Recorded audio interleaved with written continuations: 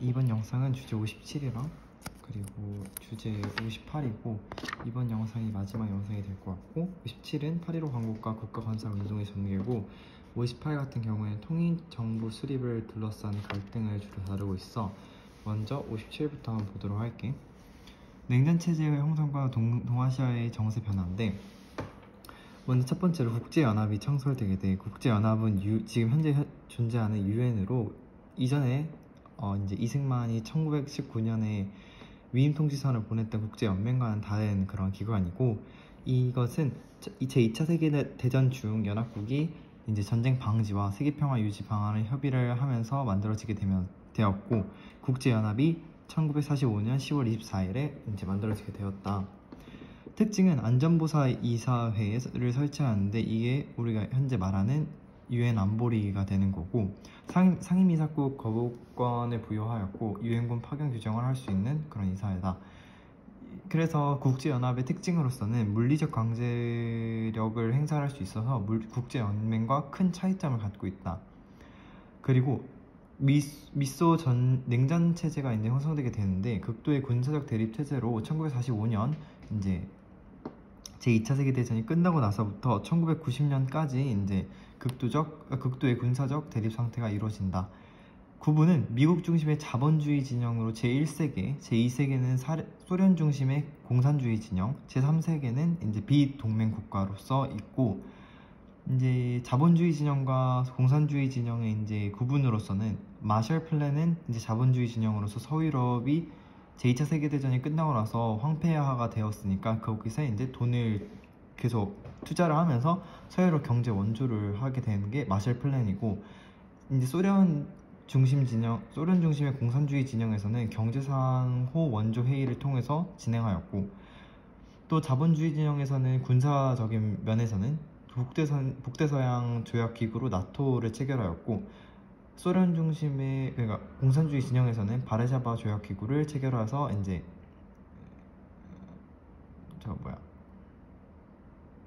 견제를 하게 되었다.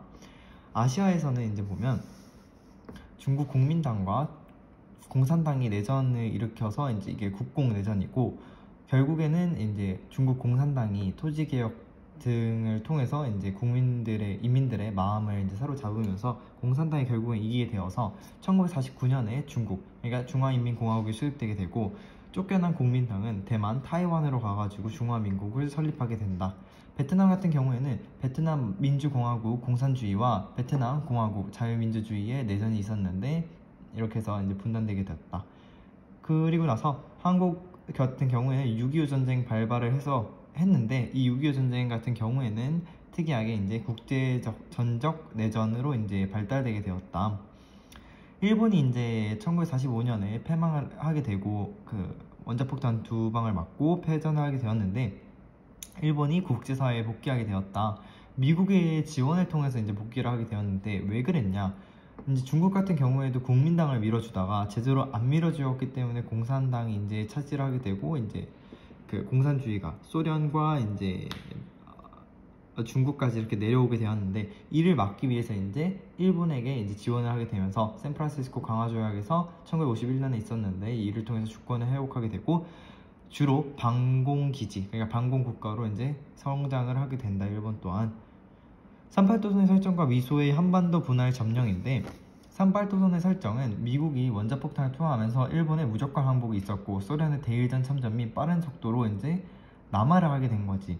어디에서 이제 한반도에 이제 남하를 하게 되는데, 미국이 생각보다 너무 빨리 소련이 내려오게 되니까 미국이 한반도 분할 점령을 제안하였고, 소련도 동의를 하게 되면서 북위 38도선 한반도 군사 분계선이 이제 체결되게 된다. 그래서 한반도는 미 군정이 38도선 이남에 직접 통치를 하였고, 한국 민주당 인사를 등용하였으며 총독부 관료와 경찰을 그대로 기용하였다.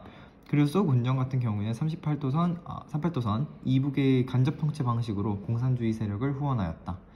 이게 이제 미 군정은 직접 통치를 하고 소 군정은 간접 통치를 하는데, 이 이유가 어떻게 되냐면, 소 군정 같은 경우에는 간접 통치를 한 이유가 사회주의 계열의 이제 인사들이 굉장히 말을 잘 듣는 인사들이어서, 코민테른의 그 이야기를 통해서 이제 민동협동 전선을 하기도 하였다가 안 하기도 하였다 이런 식의 특징을 보여주면서 소군정의 말 또한 굉장히 잘 들어가지고 간접 통치로 이제 공산주의 세력을 후원하게 된 거고, 미군정 같은 경우에 직접 통치를 한 이유가 이승만 같은 경우에도 독고다이고 김구 선생님도 굉장히 강하신 성격을 가지고 계시고, 이제 그 민족주의 계열의 이제 인사들은 굉장히 다 강한 입장을 갖고 있으셨기 때문에 미국이 조물조물하지 않으면 이게 제대로 안 뭉칠 것 같았기 때문에 직접 통치를 하고 한국 민주당 인사를 등용하고 청독부 관료와 경찰 그대로 기용하였다. 그리고 여기서 인민위원회라는 게 나오는데, 광복 직후 각지 모든 전국에 조직이 되었는데 민간 자치기구였고, 그런데 38도선 이남해 같은 경우에는 미군 주둔 후 활동이 침체되었고, 38도선 이북 같은 경우에는 북한 정권 수립에 큰 영향을 끼쳤다.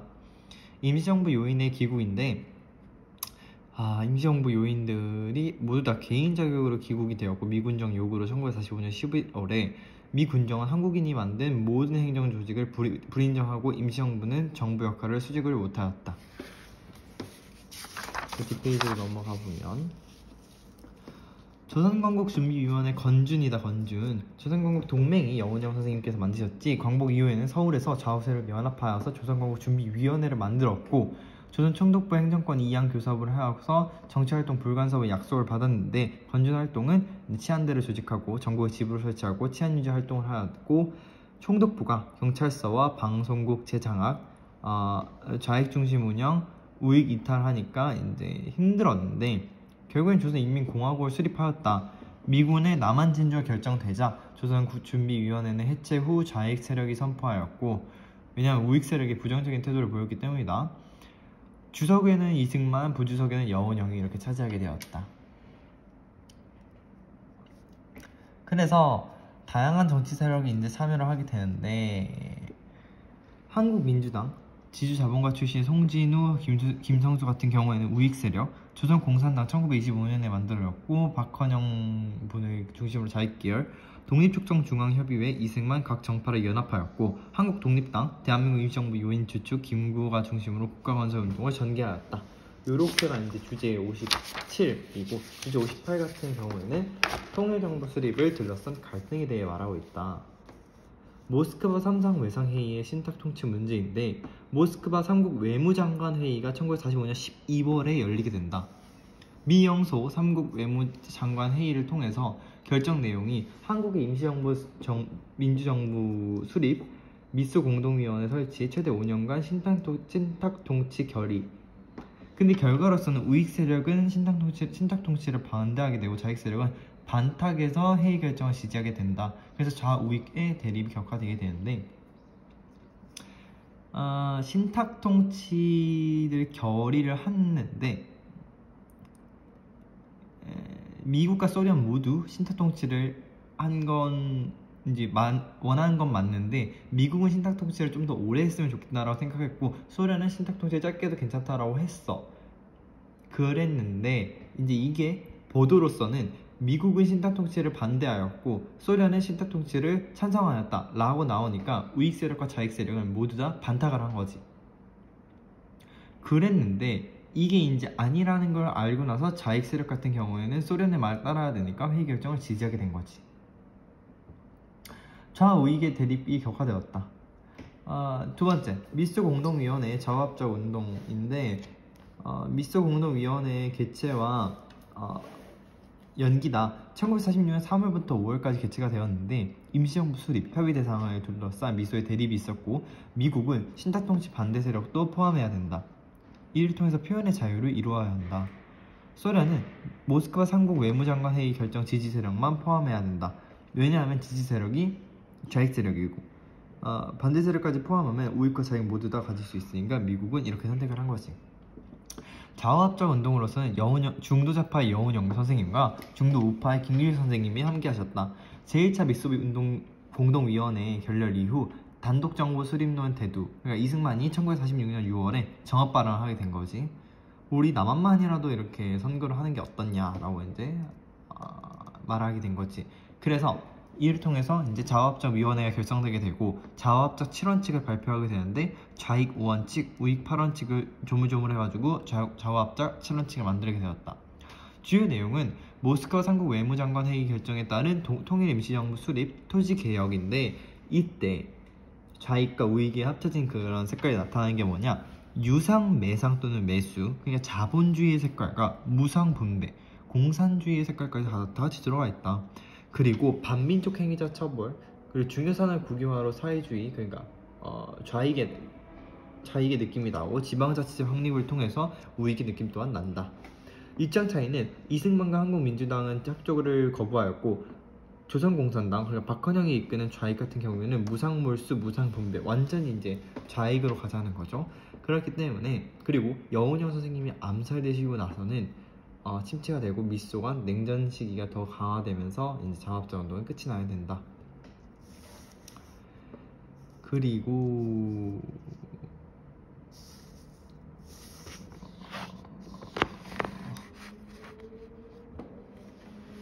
남한 단독 선거 결의인데 트루먼 독트린, 그러니까 제2차 미소공동위원회가 결렬되었는데 트루먼 독트린을 통해서 냉전의 시작을 알렸고 미국은 한국 문제에 유엔에 이관하자고 하였으며 소련은 동시에 군대 철수를 하고 한국인 스스로 수립을 하자고 하였는데 결국은 이거를 이제 유엔에 의관해가지고 인구 비례에 의한 남북 총선거를 의결됐고 유엔 한국 임시위원단을 파견하였다. 북측은 위원단의 입국을 거부하였고 유엔 소총의 결의는 선거 가능 지역에서만 총선거를 실시하자고 하였는데 김구는 반대하고 이승만과 한국민주당은 적극 참여하였다. 그래서 이제 김구 선생님이 1948년 2월에 3천만 동포의 읍고함이라는 이걸 통해서 절대 나를 38도선을 베고 쓰러질지언정 절대 안 된다. 우리 다 같이 통일정부 수립해야 된다 라고 한 거지. 그래서 김규식과 남쪽에 계신 분들, 조선독립동맹을 만드신 김두봉 선생님과 김일성 선생님, 이제 북쪽에 계신 분, 이렇게 해서 평양에서 회담을 하게 되시는데 결의사항은 총선거를 통한 통일정부 수립이었다. 남한 단독 선거를 반대하고 외국 군대를 철수하게 하자 했는데 대한민국 정부 수립 후 계속 지속을 하였지만 김구 선생님이 암살되시고 나선 단절되었고 국제연합에서 또한 남한 단독 선거를 결정되었고 북한에서는 이미 독자적인 정부 수립을 준비하고 있었기 때문에 성과는 따로 없었다. 그리고 나서 제주 4.3 사건이 일어나고 여수 순천 11.9 사건이 일어나게 되는데 제주 4.3 사건 한번 봐보도록 할게. 제주도의 3.1절 기념 행진이 1947년에 있었다. 경찰이 발포를 하게 되었고 이 때문에 주민들이 항의 시위를 하게 되었는데 수많은 일반인이 체포되었고 미 군정의 반감이 고조되었다. 경과로서는 좌익 세력 남로당이죠. 남조선 노동당이 남한만의 당도선거 지지 통일정부 수립 명분으로 무장분기를 일으키는데 이게 언제냐? 1948년 4월 3일이다. 일부 지역에서 50총선거를 미실시해서 이때 두 지역구가 부족하게 이제 시작되게 되었다. 여수 순천 11구 사건, 여순 사건은 이제 제주 4.3 사건 진압을 위해 여수 둔 군 부대에 출동 명령이 있었는데 부대 내의 좌익 세력이 제주도 출동을 반대하였고 통일정부 수립을 내세우며 무장봉기를 하였는데 여수 순천 일대를 점령하였고 정부군은 미국 군사고문단의 지원을 받아 이제 반군을 진압하게 되었으며 일부 군인들은 지리산 등에서 6.25 전쟁까지 저항을 하게 되었다. 이렇게였고 한 번 더 리핏을 해보자면 주제 57 같은 경우에는 국제연합이 창설되었고 여기서 가장 중요한 건 유엔 안보리가 있었고 자본주의 제1세계, 제2세계, 제3세계 자본주의, 공산주의, 비동맹 국가가 있었으며 이게 비교되는 마샬 플랜, 경제상호 원조회의, 북대서양, 나토 그리고 바르샤바 조약기구 이런 식으로 이제 견제하는 그 세력들이 이제 외우는 게 좋을 것 같고 공산당과 국민당의 내전을 통해서 중화인민공화국이 수립되었고 중화민국은 이제 국민당이 수립을 하였다.